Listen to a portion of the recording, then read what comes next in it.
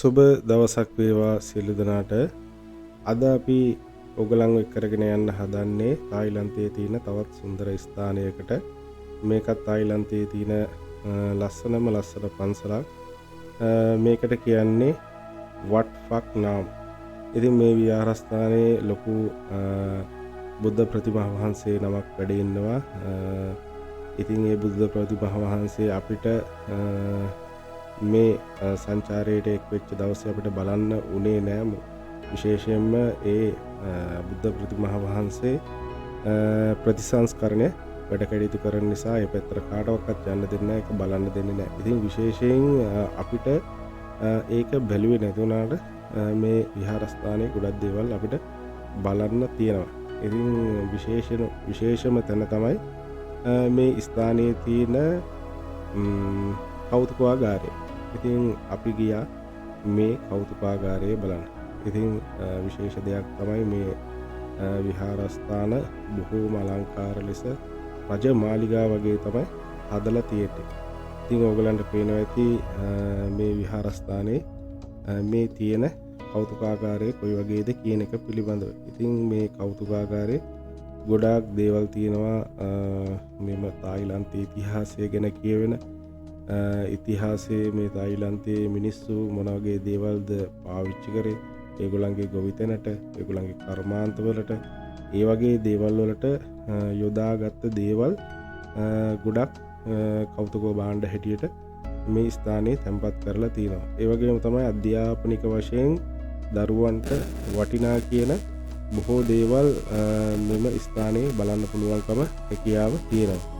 ඉතින් අපි බලමු මොනවද මේ කෞතුකාගාරේ තැන්පත් කරලා තියෙන දේවල්. ඉතින් විශේෂයෙන් ඔබට මේ පේන්න තියෙන්නේ බෙල්ලන්. මම හිතන්නේ පෞරාණික දේවල් තමයි මේ විදිහට තියලා තියෙන්නේ.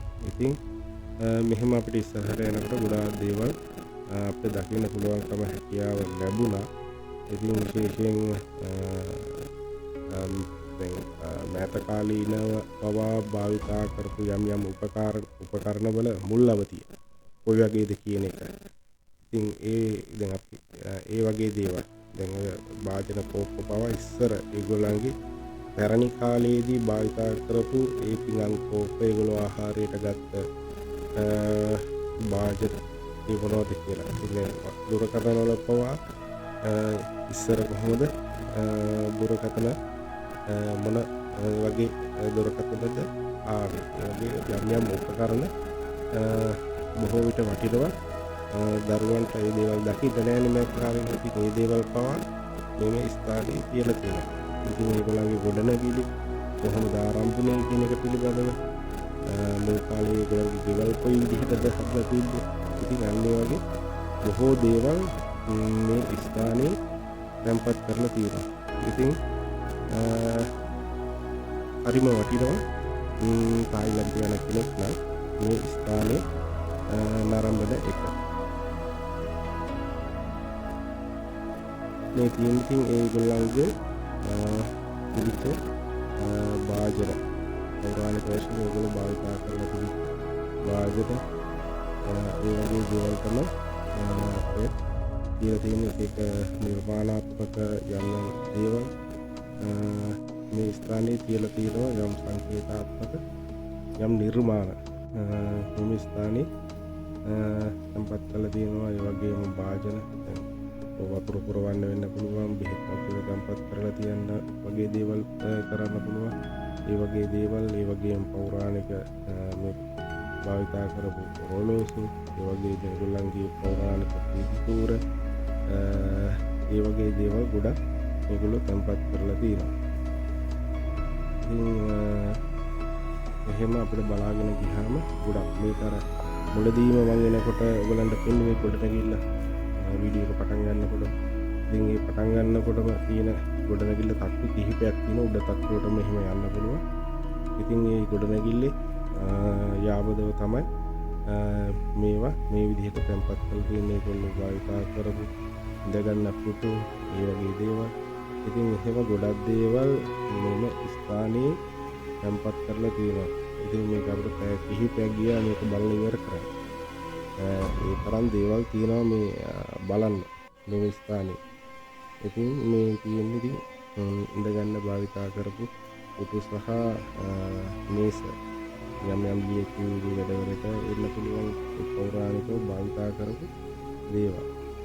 ඒකට ඒගොල්ලන්ගේ තියෙන්නේ බෙර වගේ දේවල් ඒගොල්ලන්ගේ සංස්කෘතික වශයෙන් ඒගොල්ලෝ භාවිතා කරපු දේවල් තමයි මේ පැත්තේ තැන්පත් කරලා තියෙන්නේ. ඉතින් එක ජාතියේ විදිහේ නිර්මාණ බොහෝ රාශියක් මෙම ස්ථානයේ තියෙනවා. ඉදිරියට අපිට යනකොට දකින්න පුළුවන් ගොඩාක් දේවල් මේ ස්ථානයේ තියෙනවා. ඉතින් ඒගොල්ලෝ විශේෂයෙන් කායා කියන ගංගාව ප්‍රධානයි මේගොල්ලන්ගේ රට. ඉතින් මේ ගොඩාක් අපි ඒ ගඟේ පවා බෝට් සවාරි ගියා. ගඟ ආශ්‍රිතව බොහෝ කටයුතු ඒගොල්ලෝ කරනවා. ඉතින් ඒගොල්ලෝ ගඟ ආශ්‍රිතව නැත්නම් කාලයේදී භාවිතා කරපු ගමනාගමනයට භාවිතා කරපු වෙන්න පුළුවන්. ඊට පස්සේ ඒගොල්ලෝ සම්ප්‍රදායික ආකාරයකින් ජීවන ක්‍රමාන්තයට භාවිතා කරපු වෙන්න පුළුවන් මේ ඔරු. ඉතින් ඒගොල්ලන් පෞරාණිකව භාවිතා කරපු ඔරු තමයි මේ විදිහට තියෙන්නේ.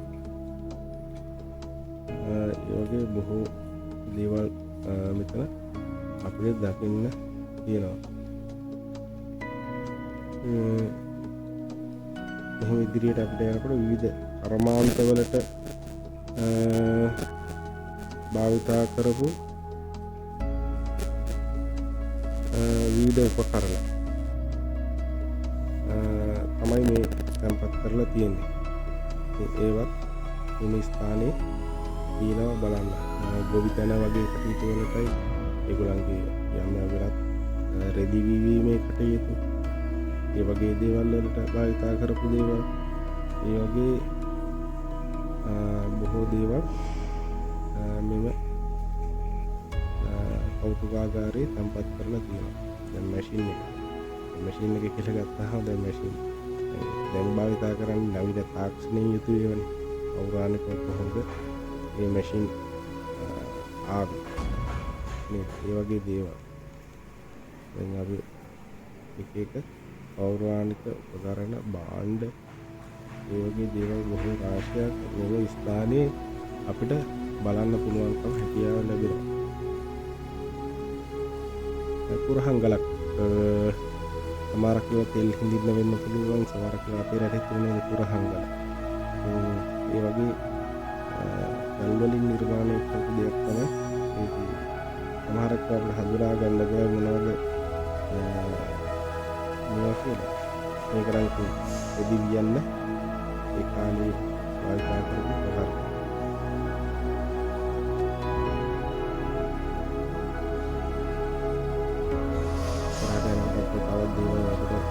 බොහෝ දේවල් දකින්න අපිට තියෙනවා. විවිධාකාර වන්නායි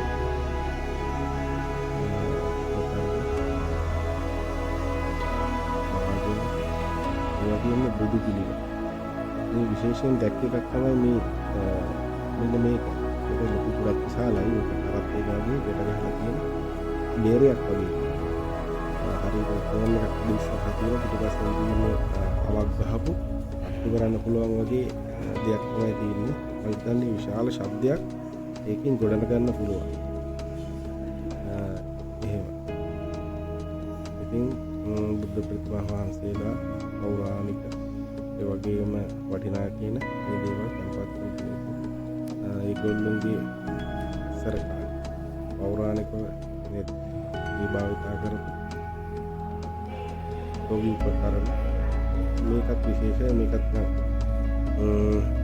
දඬුමොඩනේ වගේ. ඒක අපරාවයි දඬුමොඩ එක්කම ඒක වගේ තමයි මතක් වෙන්නේ. මේක විශේෂයි. නිර්මාණය දැක්කේ වයි ඒක නිර්මාණය කරලා තියෙන්නේ.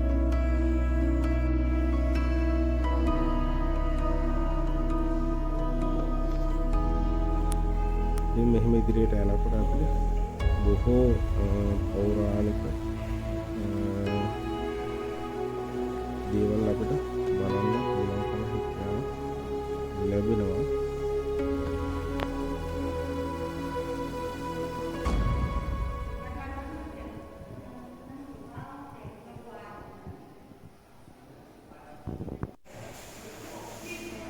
ඉතින් මේ ස්ථානයේ තියෙන බුද්ධ ප්‍රතිමා වහන්සේලා අපේ ලංකාවේ බුද්ධ ප්‍රතිමා වහන්සේලාට වඩා ගොඩක් දුරට මෙහි රටේ තියෙන ප්‍රතිමා වහන්සේලා ටිකක් වෙනස්. ඒ වගේ බුද්ධ ප්‍රතිමා වහන්සේලා ගොඩක් තැන්පත් කරලා තියෙන ස්ථානේ. ඒක පෞරාණික වාදන ප්‍රගල් ලෝක සිහිහම වතුර ගිනින භාණ්ඩ ඒ වගේ දේවල්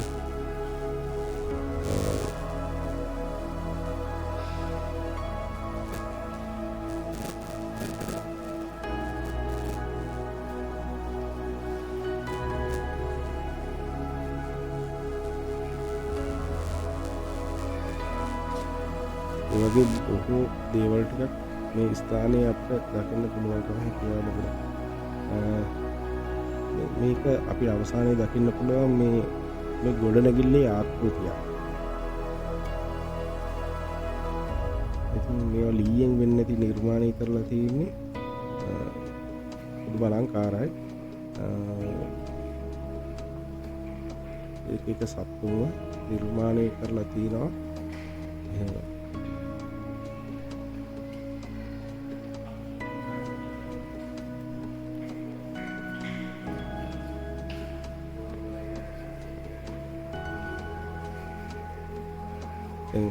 මේ පහත මාලේ තැන්පත් කරලා තියෙන දේවල් තමයි මේ ගොඩක් දුරට ඔයගලන්ට මේ පෙන්වන්න කරන්නේ. මේ කියන්නේ පහත මාලේ. තවත් මේකේ උඩමහලට යන්න තියෙනවා. මේ උඩමහලේ යම් පෞරාණික දේවල් තැන්පත් කරලා තියෙනවා.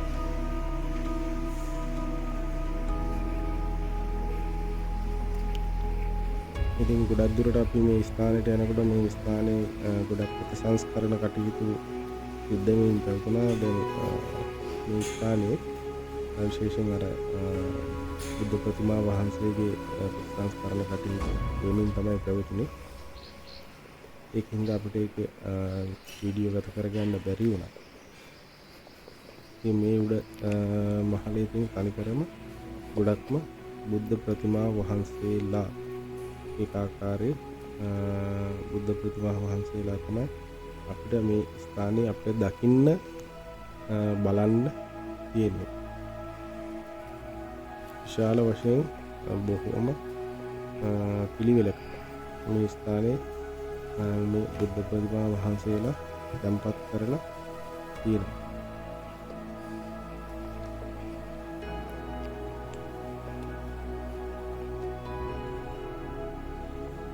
මේ බුද්ධ ප්‍රතිමා වහන්සේලා විශේෂයි. මොකද පෞරාණික වටිනාකමක් මේ බුද්ධ ප්‍රතිමා වහන්සේලාගේ තියෙනවා. ඒක තමයි මේ විදිහට තැන්පත් කරලා තියෙන්නේ.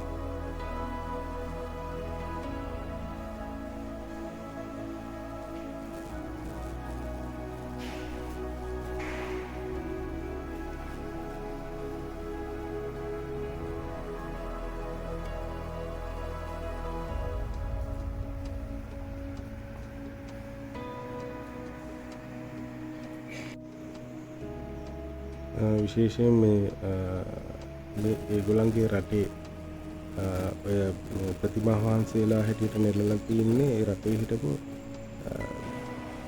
භික්ෂුන් වහන්සේලා, විශේෂ භික්ෂුන් වහන්සේලාගේ ඒ තමයි විදිහට නිර්මාණය කරලා තියෙන්නේ. ඉතින් මම කියන ප්‍රතිසංස්කරණ කටයුතු වැඩි සිද්ධ වෙනවා කියලා ඒ දැක්කේ ඒ ඉත්‍රාදිය ප්‍රතිසංස්කරණය කරනවා. මේ අන්තිම මහලට ගියාට පස්සේ ඒ අන්තිම මහලේ තියෙන නිර්මාණය තමයි ඔයගොල්ලෝ මේ දකින්නේ. ඉහළම මහලයට ගියාම මේ විදිහට තමයි දැකෙන්න හම්බෙන්නේ. ඔයගොල්ලන්ට අද අපි ගෙනාවේ පත්පත් නාම් කියන මේ විහාරස්ථානය බලලා අපිව සබ්ස්ක්‍රයිබ් කරලා ලයික් එකක් දාන්න. ඔබ දවසක්